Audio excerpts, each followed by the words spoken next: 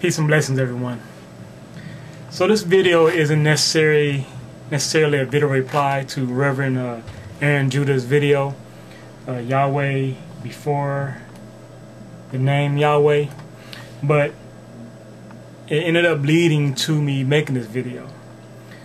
So he had referenced Exodus 6:3, and he was asking about how long has, well, I guess a couple things.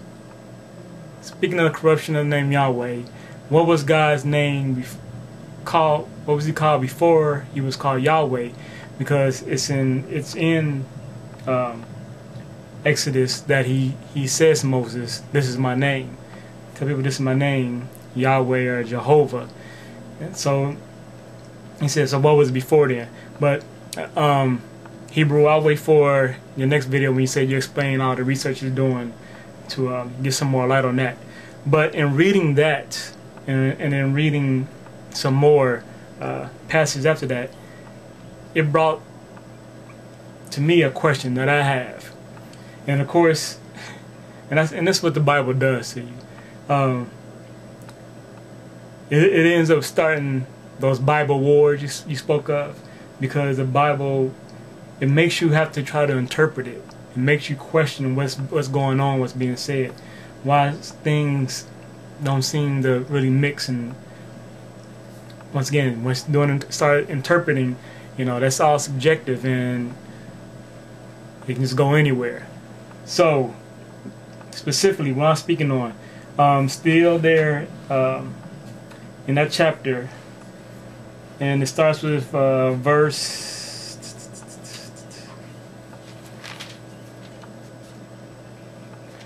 12, right? And Moses spake before the Lord, saying, Behold, the children of Israel have not hearkened unto me. How then shall Pharaoh hear me, who am of uncircumcised lips? And that's the thing, circumcision. I've always wondered why circumcision had to be performed on the male genitals, right, on the penis. If you go, circumcision starts in Genesis 17, starting with verse 10. This is my covenant, which you shall keep between me and you, and thy seed after thee. Every man-child among you shall be circumcised, and you shall circumcise the flesh of the foreskin, and there shall be a token of the covenant betwixt me and you, between. And this one right here, I'm reading out of the straight up 1611 edition, King James edition. So I got all these, this funny English in here with thous and stuff like that. Okay, so there it speaks of foreskin, but how we define foreskin now wasn't necessarily defined as that then. We know the foreskin now we associate it with the male penis, the skin that's on the male penis when you're born.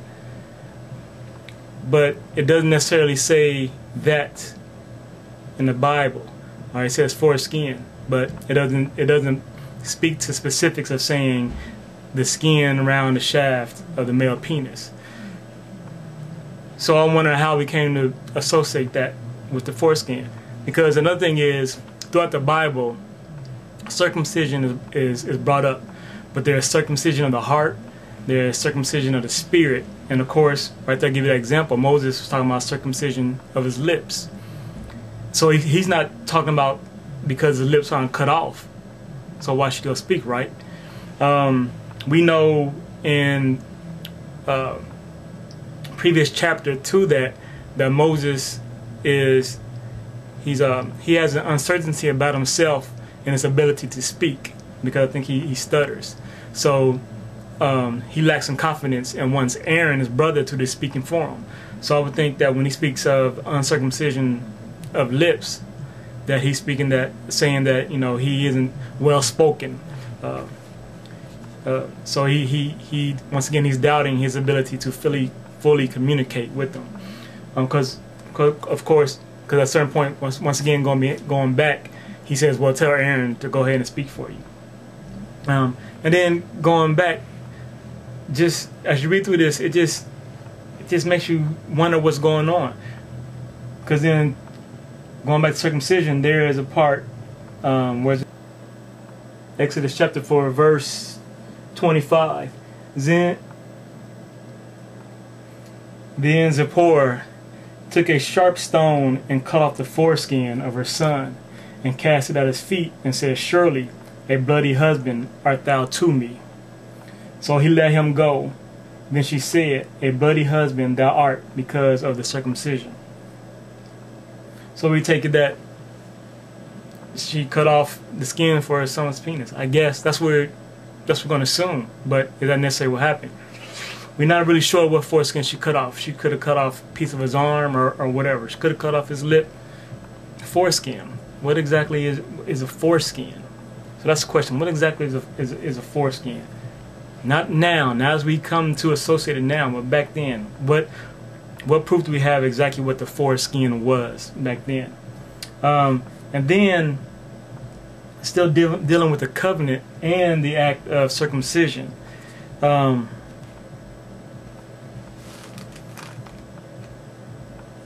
this is back to Genesis.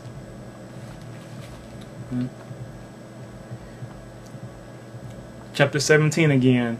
We're starting with verse 12. And he that is 8 days old shall be circumcised among you, every man child in your generations. He that is born in the house, or bought with money of any stranger, which is not of thy seed. He that is born in thy house, and he that is bought with thy money, needs be circumcised. And my covenant shall be in your flesh, for an everlasting covenant. And the uncircumcised man-child, whose flesh of his foreskin is not circumcised, that soul shall be cut off from his people. He hath broken my covenant. Now this is the next question. The purpose of the circumcision is to remind the generations of Abraham of the covenant with God and the promise that God makes, saying that He's going to give them land and bring them back. So He said, "This is a covenant with you and your generations of kings and such, and of thy seed." But then He says He's going to include foreigners, people that are bought, and when they're bought, they need to be circumcised. But of course, these foreigners aren't of the seed of Abraham, but He's still, in a way, promising them that they too will partake of this land.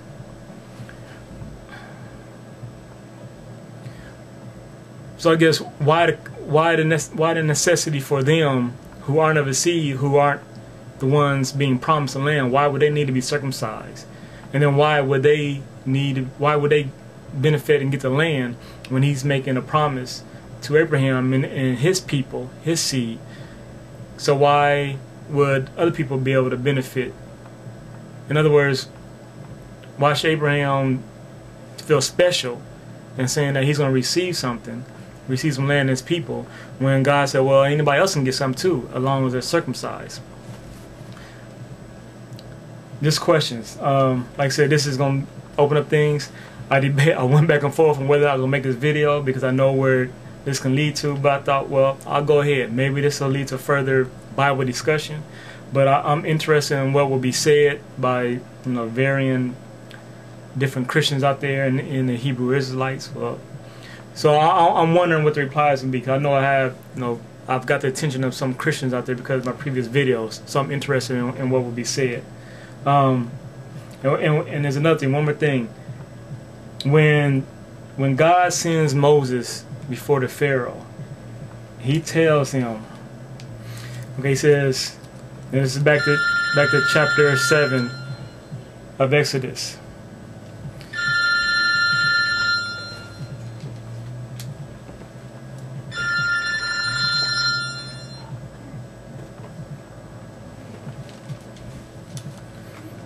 Wherefore, say unto the children of Israel, I am the Lord, and I will bring you out from under the burdens of the Egyptians, and I will rid you out of their bondage, and I will redeem you with a stretched out arm, and with great judgments.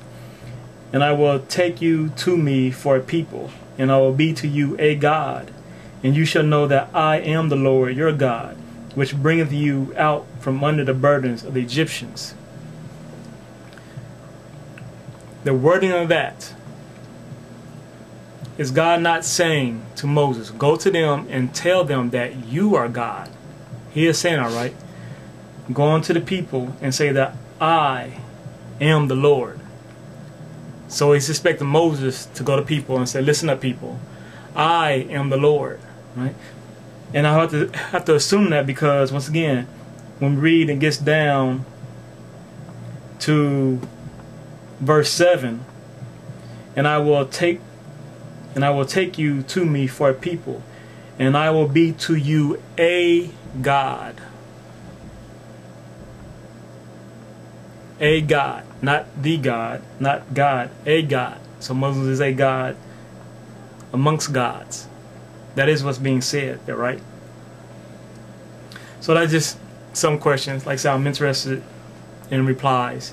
God bless everyone. Peace and love.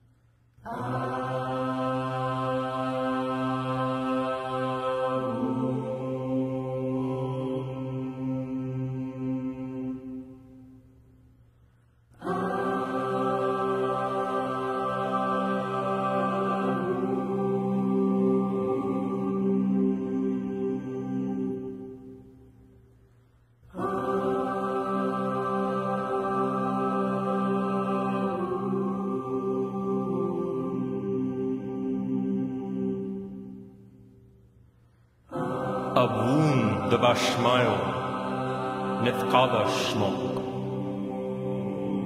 Tethe Malkutoch, Nehwe Tzedianoch. Icona de Bashmael, of Be'akro. Hablan Lachna, de Sunkanan Yomamo. Washboklan Hobin Wachtehin. Icona dof Hanan, Spoken Lahayodin. Welo tahlan lenesun elo patsan min bisho مطول دليلته ملغوطة وحلو وتشبقطة لعلام علمين آمين